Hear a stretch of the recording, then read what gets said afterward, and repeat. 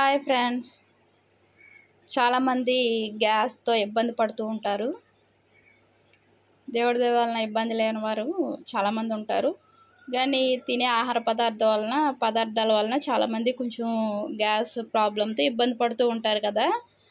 అది దానివల్ల ఏమవుతుందంటే ఫ్రీగా బయటికి వెళ్ళలేము, అర్థమైంది కదా. బయటికి అంటే అయితే ఏం చేయాలి అంటే అన్నం తిన్న తర్వాత ఇలాగా ఏ టీ పౌడర్ అయినా పర్వాలేదు, అందులో మనం ఏం చేయాలంటే అల్లం పేస్ట్లా చేయడం కాదు, కానీ జస్ట్ పప్పు రుబ్బుతో అయినా సరే దేనితో అయినా సరే చిన్న ముక్క తీసుకొని చితక్కొట్టి ఇందులో వేయాలి. డికాషన్లో వేసి బాగా మరగనివ్వాలి. అప్పుడు దాని రసం దిగుతుంది. అందులో పాలు పోసుకొని వడకట్టుకొని తాగాలి.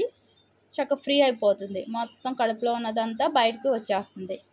ప్రతి మనిషికి కడుపులో ఉన్నదంతా ప్రతిరోజు ఉదయం లేచిన వెంటనే ఆ రోజు మొత్తంలో ఎప్పుడైనా సరే మొత్తం బయటికి వెళ్ళిపోతేనే చాలా ఆరోగ్యంగా ఉండడం జరుగుతుంది. అది కడుపులో కొద్దిగా ఉన్నా సరే చాలా ఇబ్బందిగా ఉంటుందన్నమాట.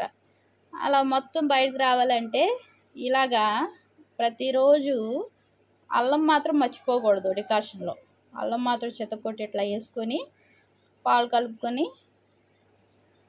అల్లం టీ తాగితే చాలా చాలా ప్రయోజనాలు ఉంటాయి అన్నమాట. అబద్ధంగా అయితే కాదు ఇది.